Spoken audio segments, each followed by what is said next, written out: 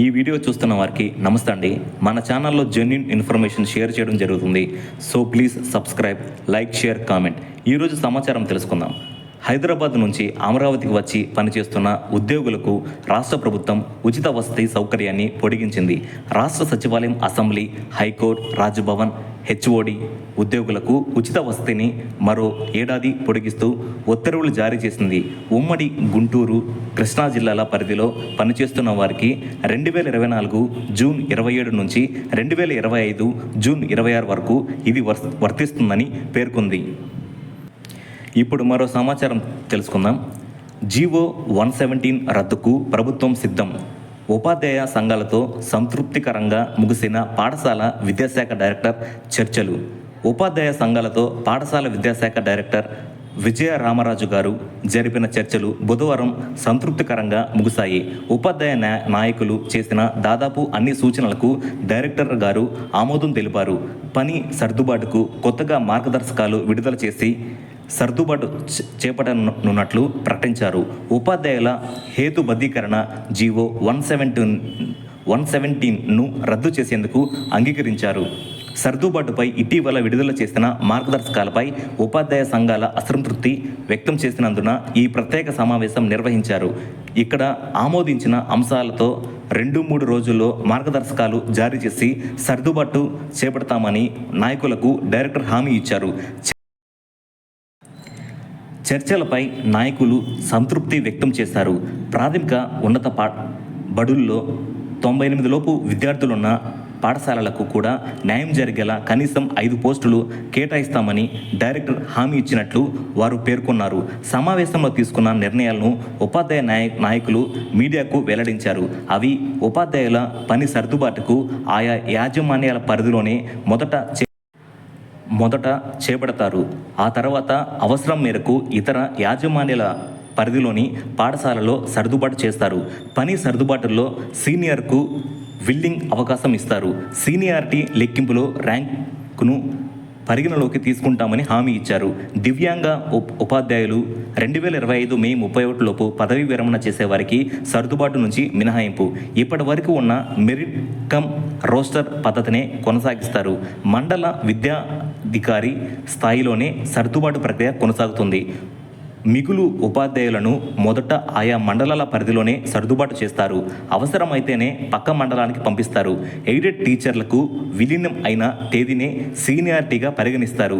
కర్నూలు జిల్లాకు ఎక్కువ అవసరం ఉన్నందున ప్రత్యేకంగా విద్యా వాలంటీర్లను నియమించే విధంగా ఆలోచన.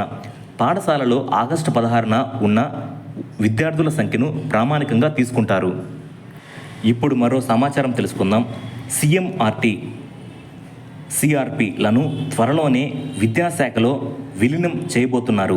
విద్యాశాఖలో సిఆర్పిలు ఎంతో కీలకమైన వారని ఇటీవల జరిగిన సమావేశంలో సీఎం గారు తెలియచేయడం జరిగింది. విద్యాశాఖలో వీరి సేవలు విశిష్టమైనవని కొనియాడారు. త్వరలోనే విద్యాశాఖలో విలీనం చేయబోతున్నట్లుగా తెలియజేశారు. ఇప్పుడు మరో సమాచారం తెలుసుకుందాం. ఉత్తమ ఉపాధ్యాయుల ఎంపికకు రాష్ట్ర స్థాయి కమిటీని ఏర్పాటు చేస్తూ పాఠశాల విద్యాశాఖ ఉత్తర్వులు జారీ చేసింది. ఈ కమిటీకి మంత్రి నారా లోకేష్ గారు చైర్మన్గా, శాఖ కార్యదర్శి కోన శశిధర్ గారు వైస్ చైర్మన్గా వ్యవహరిస్తారు. కన్వీనర్గా పాఠశాల విద్యాశాఖ డైరెక్టర్ విజయ రామరాజు గారు ఉన్నారు. మొదటిసారి ఉత్తమ ఉపాధ్యాయులను ఇతరుల సిఫార్సు చేసే అవకాశం కల్పించారు. ఉపాధ్యాయ దినోత్సవాన్ని పురస్కరించుకొని ఉత్తమ ఉపాధ్యాయులను ఎంపిక చేసేందుకు రాజకీయాలకు అతీతంగా కమిటీ ఏర్పాటు చేయమని మంత్రి నారా లోకేష్ గారు పేర్కొన్నారు. ఇప్పుడు మరో సమాచారం తెలుసుకుందాం. 10 ఏళ్ల ముందు ఫైల్ చేసిన ఏడాదికి గానీ ఐటీ రీఫండ్ వచ్చేది కాదు. ఇప్పుడు ఆ సమయం చాలా తగ్గింది. ఐటీఆర్ ఫారం సంక్లిష్టత, సర్దుబాట్లను బట్టి 10 నుంచి 90 రోజుల్లోపే వచ్చేస్తోంది. సులువుగా ఉండే ఐటీఆర్ 1 వాళ్లకు 10 రోజుల్లోపే రీఫండ్ వస్తుంది. దీనికన్నా ఐటీఆర్ 2 దీంతో పోలిస్తే ఐటీఆర్ 3 సంక్లిష్టంగా ఉంటాయి. అన్నీ సవ్యంగా ఉంటే ముందు 2 తర్వాత 3 ఫారాలను ప్రాసెస్ చేసి రీఫండ్ చెల్లిస్తారు. సర్దుబాట్లు ఉంటే కొంత ఆలస్యం అవుతుంది. ఇప్పుడు మరో సమాచారం తెలుసుకుందాం.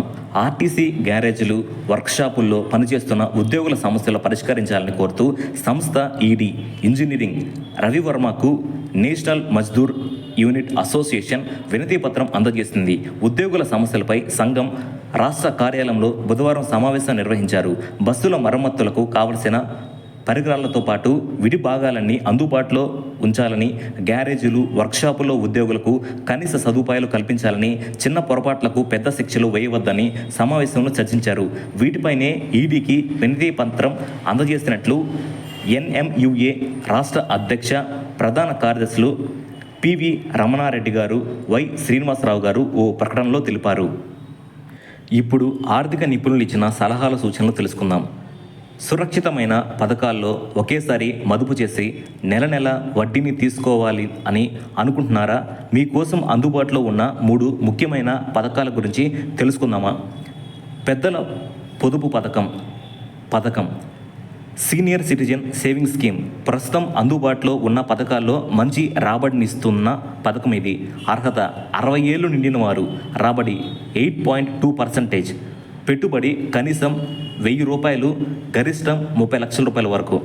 వడ్డీ చెల్లింపు 3 నెలలకోసారి, వ్యవధి 5 ఏళ్ళు. ఆ తర్వాత 3 ఏళ్ళు చొప్పున పొడిగించుకోవచ్చు. ఎలా? పోస్ట్ ఆఫీస్, బ్యాంకు శాఖలో సంప్రదించాలి. పన్ను పెట్టుబడిలో 1,50,000 రూపాయల వరకు సెక్షన్ 80C కింద క్లెయిమ్ చేసుకోవచ్చు. వచ్చిన వడ్డీకి వర్తించే స్లాబుల ప్రకారం పన్ను చెల్లించాలి. పోస్ట్ ఆఫీసు నెలవారీ ఆదాయ పథకం అర్హత ఎవరైనా ఇందులో చేరవచ్చు. 10 ఏళ్లకు పైబడిన వారి పేరు మీద సొంత ఖాతానే ఇస్తారు. రాబడి 7.4%. పెట్టుబడి కనీసం 1000 రూపాయలు, గరిష్టంగా 9 లక్షల రూపాయల వరకు, ఉమ్మడిగా 15 లక్షల రూపాయల వరకు.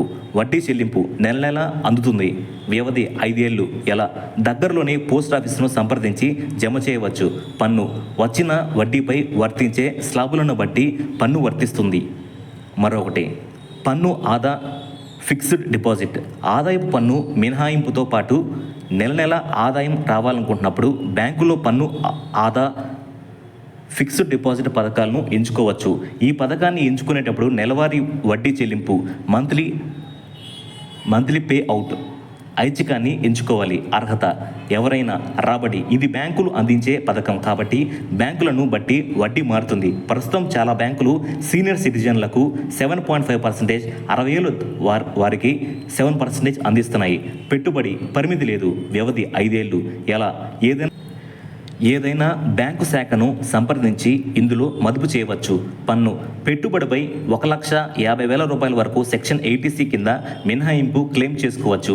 వచ్చిన వడ్డీకి వర్తించే పన్ను స్లాబ్ను బట్టి పన్ను చెల్లించాలి. ఆర్థికపరమైన మరికొన్ని విషయాలు తెలుసుకుందాం. మీ ఆర్థిక లక్ష్యాలను నిర్దేశించుకోండి. వీటిని సాధించేందుకు ఖచ్చితమైన ఆర్థిక ప్రణాళికను పాటించండి. మీ డబ్బును సమర్థవంతంగా నిర్వహించాలి. ఇందుకోసం వచ్చిన ప్రతి రూపాయి, ఖర్చు చేసిన ప్రతి పైసా లెక్క ఉండాలి. చిన్న మొత్తమే అయినా పొదుపు అలవాటు చేసుకోండి. అధిక వడ్డీ ఉన్న రుణాలను వదిలించుకోవడంపై దృష్టి సారించండి. జీవన శైలి ఖర్చులను నియంత్రణలో పెట్టుకోండి. అనవసరమైన ఆర్భాటాల జోలికి వెళ్ళడం ఆర్థిక స్వేచ్ఛకు హానికరం. మన ఛానల్లో ఏపీ గవర్నమెంట్ ఉద్యోగుల సమాచారంతో పాటు ఆర్థికపరమైన ఫైనాన్షియల్ అడ్వైసెస్ కూడా అందించడం జరుగుతుందండి. మన ఛానల్ని సబ్స్క్రైబ్ చేయండి, లైక్ చేయండి, షేర్ చేయండి, కామెంట్ చేయండి. Thank you.